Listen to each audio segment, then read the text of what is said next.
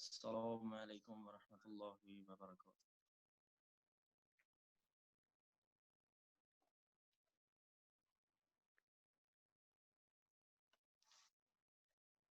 اعوذ باللہ من الشیطان اللعین الرجیم، بسم اللہ الرحمن الرحیم، وبہ نستعین وهو خیر ناصر ومعین، رب یسر ولا تعسر فتمم بالخیر۔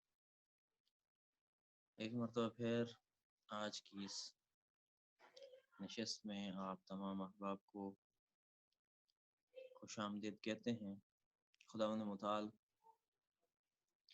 ہمارے یہاں پہ گزارے ہوئے تمام لمحات کو اپنی بارگاہ میں عبادت شمار فرمائے اور اس کو ہمارے لیے ذخیرہ آخرت قرار دے۔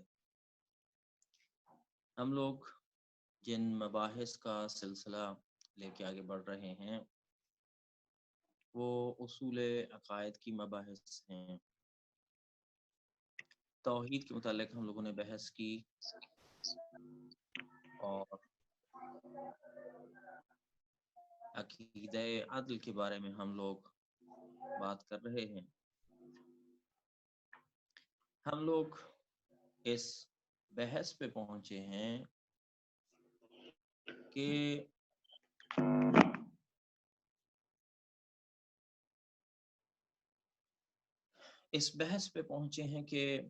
عدل الہی کہ جو خدا کی ایک صفت ہے اس کو ہم لوگوں نے کیوں بعنوان ایک اصول دین انتخاب کیا، اور اس عدالت کا معنی کیا ہے۔ کہ دو معنی ہم لوگوں نے آپ کی خدمت میں عرض کیے کہ ایک معنی عام ہے اور ایک معنی خاص۔ معنی عام یہ تھا کہ ہر چیز کو اس کے مقام پر قرار دینا، اور معنی خاص یہ تھا کہ تمام انسانوں کو ان کے حقوق ادا کرنا اور ان کی حفاظت اور ان کی رعایت کرنا۔ عدالت کا معنی اور مفہوم جاننے کے بعد ہم لوگوں نے بعض جو اعتراضات بحث عدالت الہی پہ ہوتے ہیں ان کے بارے میں ہم لوگوں نے گفتگو کی کہ جو آفات، زلزلے، آندھیاں، طوفان اور معاشرے کے اندر جو ناعدالتی ہے، اس بحث کا خداوند متعال کی اس عدالت کے ساتھ کیا تعلق ہے۔ کہ جب ہم لوگ کہتے ہیں خدا عادل ہے تو پھر ہم لوگ یہ جو ناعدالتی ہے اس کو کس طرح سے تفسیر کرتے ہیں، اور ہمیں لگتا ہے کہ ہم نے آج جب آپ کہتے ہیں کہ خدا عادل ہے تو یہ ناعدالتیاں پھر کیوں ہیں، تو اس کا ہم لوگوں نے جواب دیا کہ یہ جو ناعدالتی ہے اس کی وجوہات کیا ہیں اور کیوں ہمیں لگتا ہے کہ یہ ناعدالتی ہے، اور اس کا تعلق خدا کے ساتھ ہے یا انسانوں کے ساتھ ہے یا ہماری تفسیر کے ساتھ ہے۔ لہٰذا ہم لوگوں نے ان غلط تفاسیر کو جب جواب دے دیا تو ہم لوگ اس نتیجے پہ پہنچتے ہیں کہ خدا عادل ہے۔ اب ہم لوگ آج ایک نیا سلسلہ بحث اس کا آغاز کرنا چاہ رہے ہیں جس کا تعلق بحث عدل الہی کے ساتھ ہے۔ وہ مسئلہ جبر اور اختیار، کہ ایک طرف سے ہم لوگ کہتے ہیں کہ خداوند متعال عادل ہے اور خدا تمام انسانوں کے حقوق کی رعایت کرتا ہے، تمام انسان اگر وہ صحیح افعال انجام دیں تو خدا عدل کا تقاضا یہ ہے کہ ان انسانوں کے حقوق کی رعایت کرے اور آخرت میں ان کو جنت میں لے کے جائے، اور جو گناہگار ہیں، جو بدکار ہیں، جو غلطیاں کرتے ہیں ان کو جہنم میں لے کے جائے، تاکہ ان انسانوں کے حقوق محفوظ رہ سکیں۔ پس خداوند متعال عادل ہے کہ خدا ان تمام لوگوں کے حقوق کی کیا کرے گا؟ رعایت کرے گا۔ لیکن ایک اور بحث یہاں پہ آ جاتی ہے، وہ یہ ہے کہ اصلاً انسان با اختیار نہیں ہے، انسان کے تو اختیار میں کچھ نہیں ہے، انسان مجبور ہے۔ اگر ہم لوگ یہ کہیں کہ انسان مجبور ہے، تو مجبور انسان جس کا فعل ہی اپنا نہیں ہے، ہم کسی فعل کو اس کی طرف نسبت نہیں دے سکتے، نہ اچھے کی نہ برے کی، تو پھر معنی نہیں رکھتا کہ خدا اس کے ساتھ کیا کرے، عدالت کرے۔ اور مثلا میں ایک شخص کو 1000 روپے دیتا ہوں، دوسرے شخص کو بھی 1000 روپے دیتا ہوں، اور پھر اس کے گلے پہ چھری رکھ کے کہتا ہوں کہ یہ 1000 روپیہ مجھے واپس کر دو، چھین لیتا ہوں، اسے لے لیتا ہوں، اور دوسرے سے نہیں لیتا۔ خب یہاں پہ میں بعد میں جس سے میں نے چھین لیا اسے سزا دوں کہ تو نے کیوں جو ہے وہ غلط اس کا استعمال کیا ہے، تو معنی نہیں رکھتا۔ کیوں؟ کیونکہ میں نے اس سے چھین لیا۔ یا مثلا ایک شخص ہے، اس کے ہاتھ پاؤں باندھ کے میں اس کے منہ میں شراب انڈیل دوں، اور دوسرا جو ہے اس کے ساتھ ایسا نہ کروں، اور بعد میں جس کے منہ میں نے شراب انڈیلی ہے اس کو سزا دوں کہ تو نے بھائی کیوں شراب پی ہے، تو معنی نہیں رکھتا۔ کیوں؟ کیونکہ وہ کیا تھا، مجبور تھا۔ بس جب ایک شخص مجبور ہے تو معنی نہیں رکھتا کہ اس نے اچھا کام انجام دیا ہے یا برا انجام دیا ہے۔ کس وقت اچھا یا برا ہم اس شخص کے بارے میں کہہ سکیں گے جب وہ اختیار رکھتا ہوگا، اپنے اختیار میں اس کو ہم لوگ کہہ سکتے ہیں کہ تو نے اپنے اختیار سے یہ غلط کام کیوں کیا۔ بس اگر تو اس مجبور ہونے کی وجہ سے، انسان کے مجبور ہونے کی وجہ سے انسان اصلا یہ معنی نہیں رکھے کہ خدا اس کے ساتھ عدالت کرے یا نہ کرے، یہ کہ بھائی انسان آیا مجبور ہے یا با اختیار ہے۔ اصلا جو فعل انسان انجام دے رہا ہے وہ انسان کے اپنے اختیار میں ہے یا نہیں ہے۔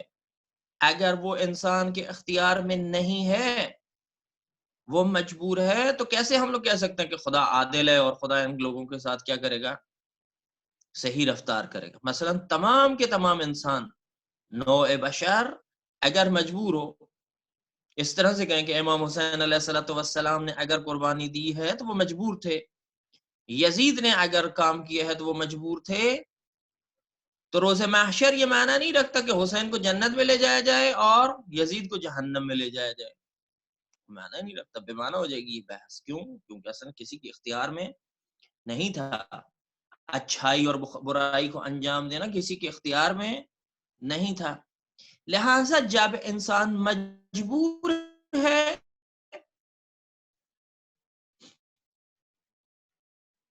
تو عدالت معنی نہیں رکھتی، خدا کی عدالت معنی نہیں رکھتی۔ پڑے گا کہ آیا انسان مجبور ہے واقعا یا نہ مجبور نہیں ہے، انسان با اختیار ہے، اپنے اختیار کے ساتھ تمام افعال کو انجام دیتا ہے۔ لہٰذا ہم لوگوں نے جو بحث آغاز میں آپ کی خدمت میں پیش کی تھی کہ مکتب اشاعرہ یعنی برادران اہل سنت، یہ در حقیقت قائل ہیں کس چیز کے، مکتب جبر کے قائل ہیں، اور عقیدہ جبر کو انہوں نے اختیار کیا کہ انسان مجبور ہے، اور جب انسان مجبور ہے تو اس کے تمام افعال اس کی طرف نسبت نہیں دی جا سکتے، لہٰذا خدا جس طرح سے چاہے گا ان کے ساتھ رفتار کرے گا، لہٰذا جس کو چاہے جہاں پہ چاہے تو کسی کو جنت میں لے جائے، چاہے تو کسی کو جہنم میں لے جائے۔ کیوں؟ کیونکہ تمام انسان مجبور ہے۔ اسی بحث کو آج ہم لوگ کرنا چاہیں گے، تھوڑا سا اس کو کھولیں گے کہ واقعاً انسان مجبور ہے یا با اختیار ہے۔ تو سب سے پہلی چیز یہ ہے کہ یہ جو عقیدہ جبر ہے یہ کہاں سے نکلتا ہے، اس کا سرچشمہ کیا ہے، کیوں جو ہے وہ بعض لوگ جبر کے قائل ہو گئے۔ جبکہ ہر شخص جو ہے ذاتاً اپنے وجود میں اگر دیکھتا ہے، اپنے وجود کی گہرائی میں دیکھتا ہے، اپنے آپ میں دیکھتا ہے، تو وہ یہ احساس کرتا ہے کہ یار میں مجبور نہیں ہوں، میں تو با اختیار ہوں، میں اپنے ارادے کے ساتھ ایک فعل کو انجام دیتا ہوں، اپنے ارادے میں اپنے کام کرنے میں آزاد ہوں۔ مثال کے طور پہ میں چاہوں تو اپنے ہاتھ کو اس وقت اوپر کر سکتا ہوں، چاہوں تو اس اسکرین کو آف کر سکتا ہوں، چاہوں تو آپ کے ساتھ بات کروں، چاہوں تو نہ کروں، جی چاہ رہا ہے خاموش ہو جاؤں، تو مجھے لگ رہا ہے کہ میں اس معاملے میں با اختیار ہوں، چاہوں تو مثلا میں اس اینک کو اتار کے نیچے کر دوں، اب یہ میرے اختیار میں ہے، چاہوں تو خاموش ہو جاؤں، ہاں، مثلا ابھی میں 1 سیکنڈ کے لیے خاموش ہو گئی، یعنی میں ذاتاً احساس کرتا ہوں کہ جو چیز میں چاہتا ہوں وہ میں انجام دیتا ہوں۔ مثلا کوئی شخص چاہتا ہے کہ وہ فلاں دوست کی کیا کرے، مالی امداد کرے، آج کل حالات خراب ہیں، وہ جی چاہتا ہے کہ مالی امداد کرے، باوجود اس کی کہ اس کے پاس پیسے نہیں ہیں، لیکن وہ دوسروں کی مدد کرنا چاہتا ہے، اور وہ احساس کرتا ہے کہ وہ کیا ہے، با اختیار ہے، اس کے اختیار میں ہے، وہ چاہے تو کرے۔ یا پیاس کی حالت میں اپنے سامنے رکھے ہوئے پانی کو نہ پی، مثلا روزہ رکھتے ہیں ہم لوگ، روزے کی حالت میں ہم لوگ کیا کرتے ہیں، سب کچھ ہمارے سامنے پڑا ہوتا ہے کھانے والا، لیکن میں کہتا ہوں کہ میں نہیں کھاؤں گا اور نہیں پیوں گا، یا فلاں شخص نے اس کے بارے میں زیادتی کی ہے، اب وہ چاہے تو اس کو کیا کر دے، معاف کر، چاہے تو اس سے بدلہ لے لے، کیونکہ انسان محسوس کرتا ہے اپنے وجود میں۔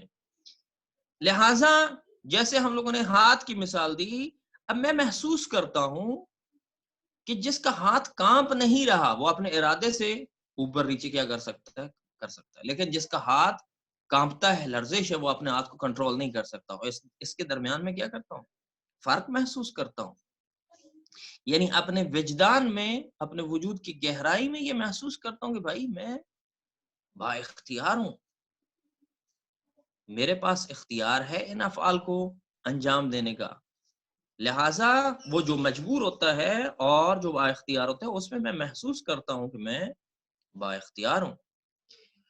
اچھا، جب یہ احساس تمام انسانوں کے اندر موجود ہے، پایا جاتا ہے کہ وہ احساس کرتا ہے کہ وہ با اختیار ہے، تو اس عمومی احساس کے برخلاف بہت سارے لوگ جو ہیں کیوں جو اس عقیدے کے قائل ہو گئے ہیں کہ ہم لوگ مجبور ہیں، عقیدہ جبر اور مکتب جبر کے قائل ہو گئے، کیسے وہ یہ کہہ سکتے ہیں کہ انسان جو وہ مجبور ہے، ان کے پاس کیا دلیل ہے، وہ کس نقطے کی بنیاد پہ کہتے ہیں کہ خداوند متعال نے اصلا انسان کو اختیار نہیں دیا، انسان مجبور ہے، کیا دلیل ہے ان کے پاس؟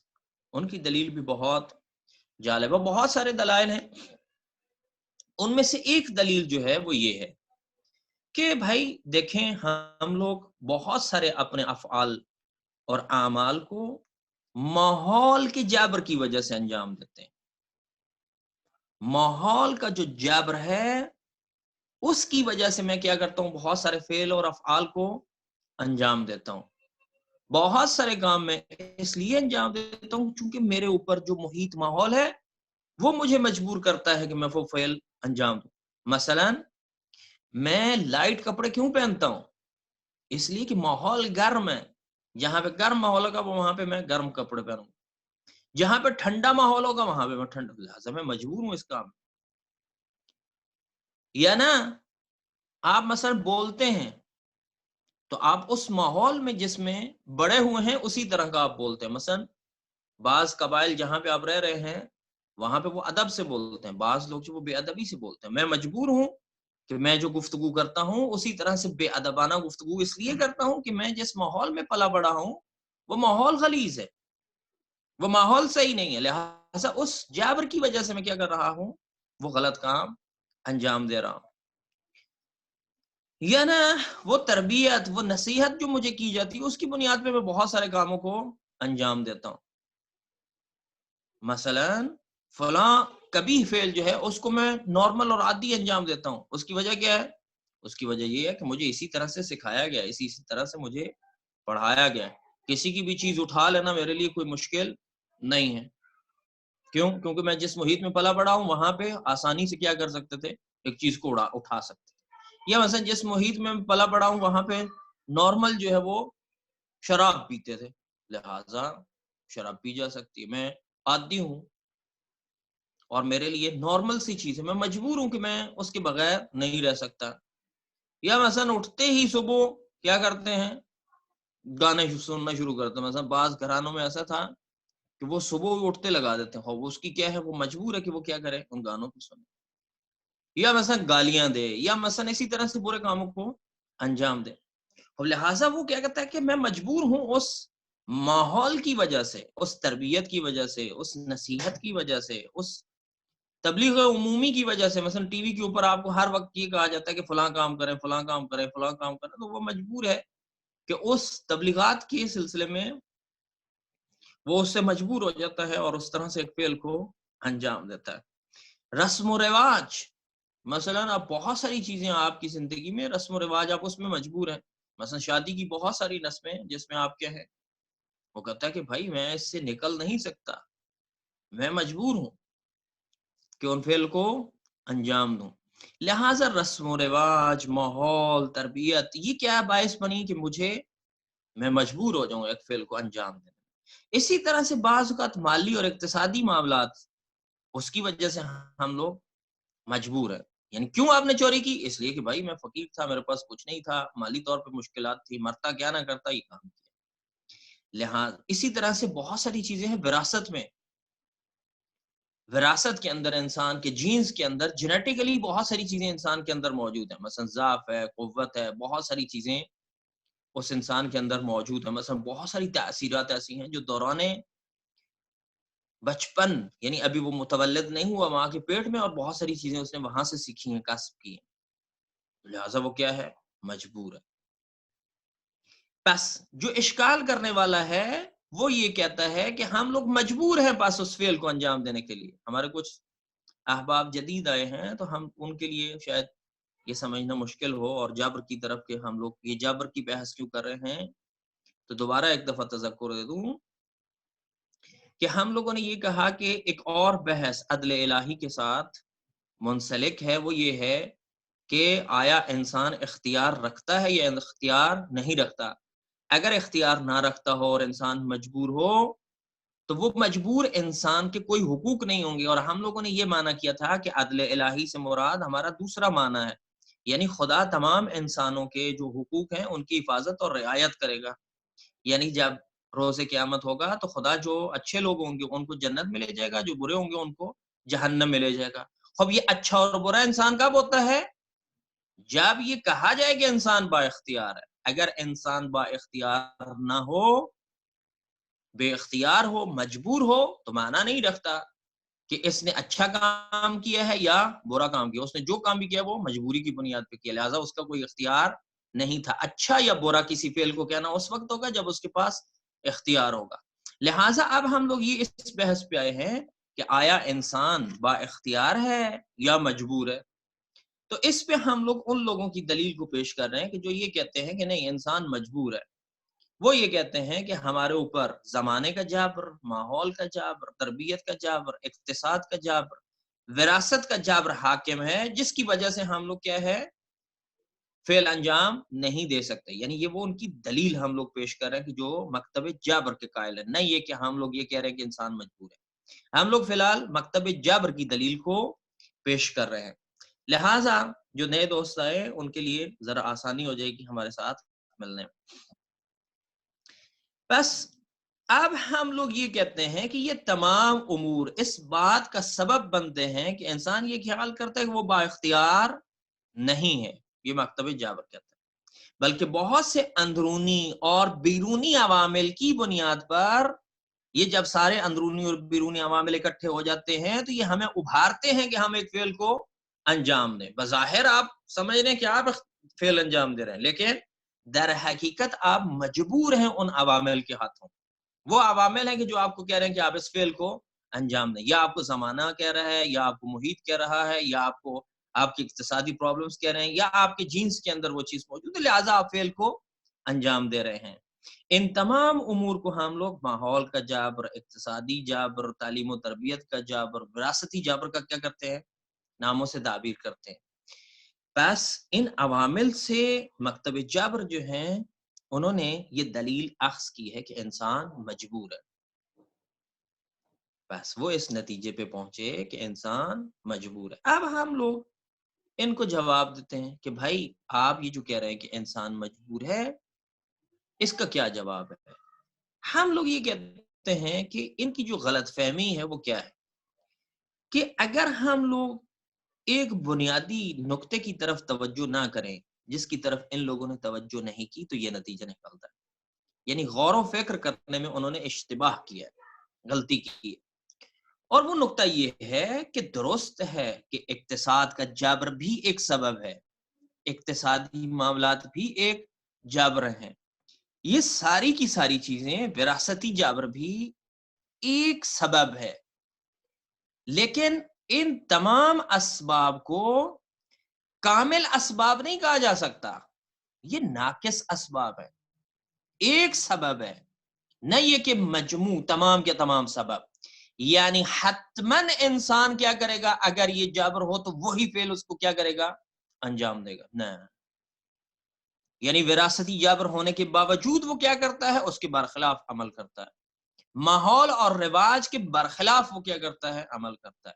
اقتصادی عوامل کے برخلاف وہ کیا کر سکتا ہے، عمل کر سکتا ہے. یعنی یہ ساری کی ساری چیزیں، اس کو ہم لوگ اگر دقیق انداز میں کہیں تو یہ علت ہیں، لیکن علت ناقصہ ہیں، ناقص علت ہے، نہ علت تام. علت تام کیا ہوتی ہے؟ یعنی جب وہ علت آ جاتی ہے تو حتماً وہ فعل کیا ہو جاتا ہے، انجام پا جاتا ہے. نہ، یہ علت کیا ہے، علت ناقصہ ہے. کیسے پہچانیں گے؟ مثلا ہم لوگ اس کو پہچانتے ہیں کہ ان تمام مجبوریوں کے باوجود ہم لوگ کیا کرتے ہیں. مثلا بہت سارے لوگ برے معاشرے میں، غلط معاشرے میں رہنے کے باوجود وہ اس کے برخلاف حرکت کرتے ہیں. اگر انسان سارے کے سارے اس معاشرے کے جبر کے محصور ہوتے اور وہ علت تامہ ہوتی تو حتماً وہ وہی فعل انجام دیتے. لیکن ہم لوگ دیکھتے ہیں کہ بہت سارے لوگ کیا کرتے ہیں، اس معاشرے کے برخلاف حرکت کرتے ہیں، اپوزٹ اس کے کیا کرتے ہیں، حرکت کرتے ہیں. اگر وہ جبر ہوتا تو یہ افراد بھی باقی افراد کی طرح کیا کرتے ہیں، اسی ڈگر پہ چلتے. کیوں؟ کیونکہ جو علت وہاں پہ موجود ہے یہاں پہ بھی وہ علت موجود ہے. لیکن یہ افراد اس معاشرے کے جبر کے برخلاف کیا کر رہے ہیں، حرکت کر رہے ہیں. اس کا کیا مطلب ہے؟ اس کا مطلب ہے کہ وہ علت تام نہیں ہے. کیونکہ اگر علت تام ہوتی تو حتماً وہ وہی فعل کو کیا کرتے، انجام دیتے. لہٰذا یہ جو اس کے برخلاف عمل کر رہے ہیں تو اس کا مطلب یہ ہے کہ وہ علت ناقصہ ہے. ایک اور چیز ہے، ایک اور سبب ہے جس کی بنیاد پہ اس نے اس فعل کو انجام نہیں دیا، اور وہ کیا ہے، وہ اس کا ارادہ ہے. یعنی ان تمام کی تمام چیزوں کے ہونے کے باوجود وہ کیا کرتا ہے، اس کے برخلاف عمل کرتا ہے. لہٰذا یہ علت تامہ نہیں ہے. مثال کے طور پہ ایک معاشرہ ہے، ایک ادارہ ہے، سب لوگ اس میں رشوت لیتے ہیں. ایک بھائی صاحب رشوت نہیں لیتے. بھائی اگر سارے معاشرے کے اندر مجبوری ہوتی اور یہ علت تامہ ہوتی تو وہ بھی کیا کرتا، رشوت لیتا. لیکن یہ کیا کر رہا ہے، یہ رشوت نہیں لے رہا. سارا معاشرہ، سارا گھر کیا ہے، خراب ہے، لیکن یہ صاحب کیا ہیں، اس گھر کے اندر رہتے ہوئے کبھی بھی جھوٹ نہیں بولتے. جبکہ وہاں پہ رواج ہے، عادی ہے، پانی پینے کی طرح وہ جھوٹ بولتے ہیں. لیکن وہ اسی ماحول میں پلا بڑھا لیکن جھوٹ نہیں بول رہا. اس کا کیا مطلب؟ یعنی اس کا مطلب یہ ہے کہ وہ تمام کے تمام وراثتی اور باقی دیگر عوامل موجود تھے لیکن یہ وہ کام نہیں کر رہا. اس کی کیا وجہ ہے؟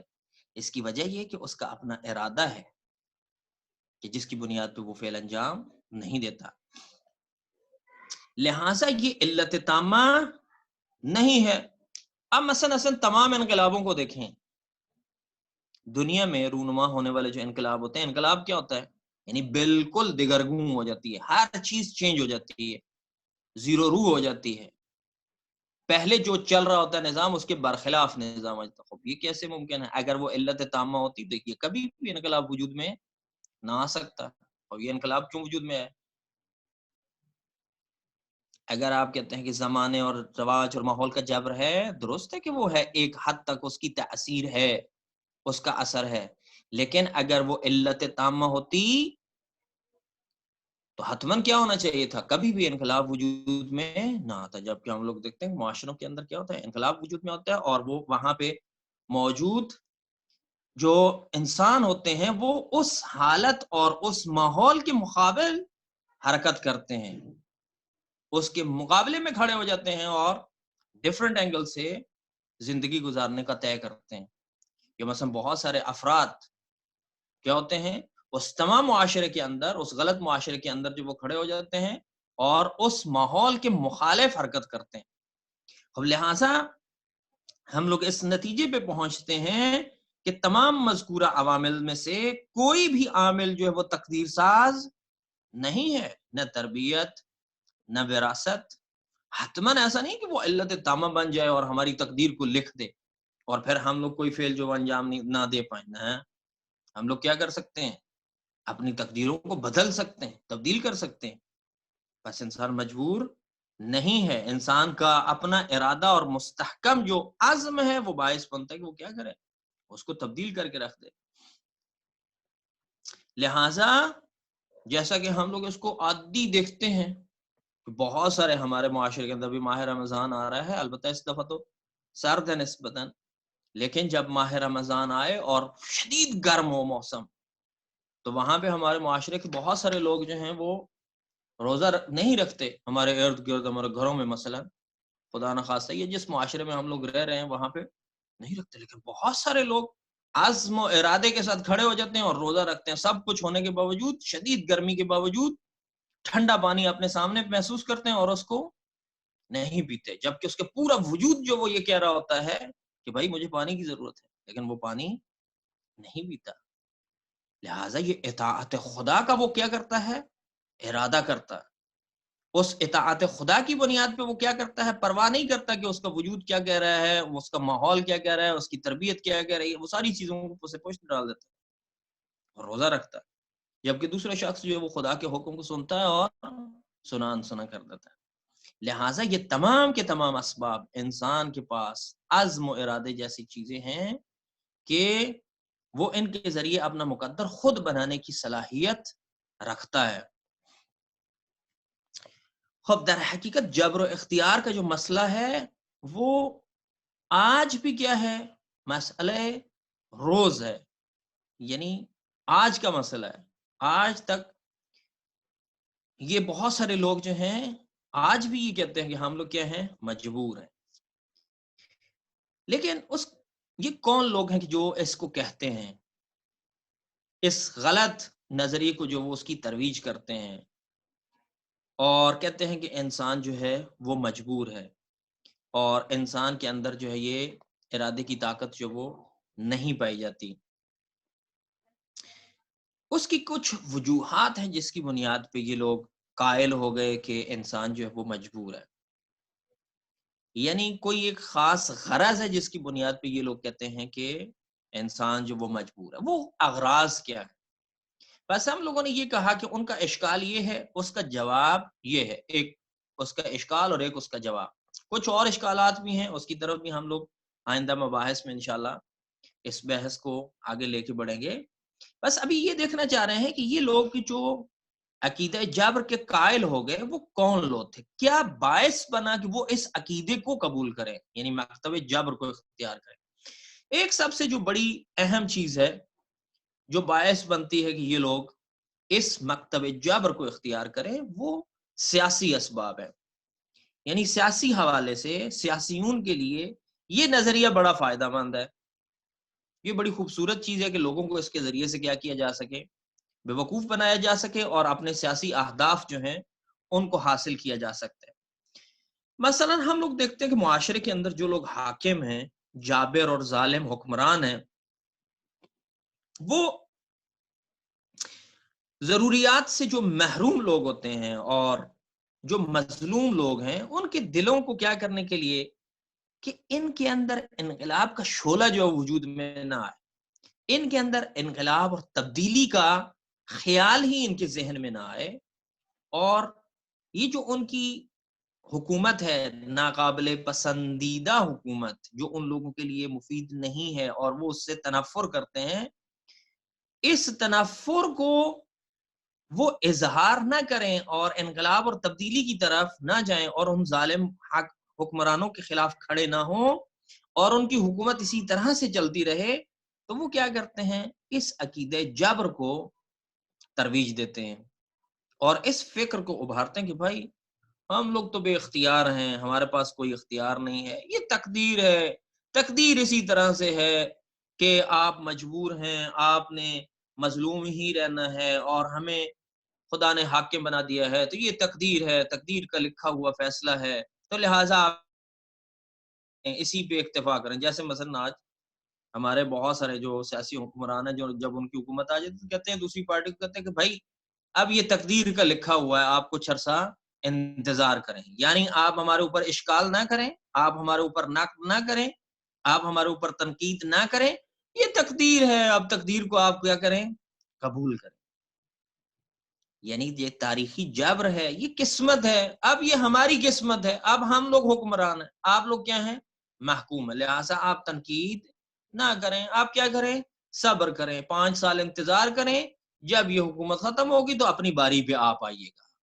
تو یہ در حقیقت کیا ہے، یعنی یہ قسمت کا کھیل ہے بھائی، اور قسمت اس وقت ہمارے ساتھ ہے، اس وقت ہم حاکم ہیں اور آپ کیا ہیں، محکوم ہیں، آپ بے اختیار ہیں، آپ کے پاس کوئی اختیار نہیں ہے، لہٰذا آپ اسی کو جو ہے وہ صبر کریں۔ بس اگر کوئی امیر ہے یا کوئی غربت کی چکی میں پس رہا ہے تو یہ قضاء و قدر کے حکم سے جو ہے یا تاریخ کے جبر کی وجہ سے ہے، لہٰذا آپ اس کو قبول کریں۔ یہاں پہ ہماری میٹنگ کا چونکہ ٹائم ختم ہو گیا ہے، لہٰذا یہاں پہ اکتفا کرتے ہیں، دوسری میٹنگ میں دوبارہ ہم لوگ کچھ چیزوں کو جو ہے بیان کریں گے یا آئندہ جلسے میں اس کی طرف اشارہ کریں گے۔ بس ایک عامل سیاسی سبب ہے۔ والسلام علیکم ورحمۃ اللہ وبرکاتہ۔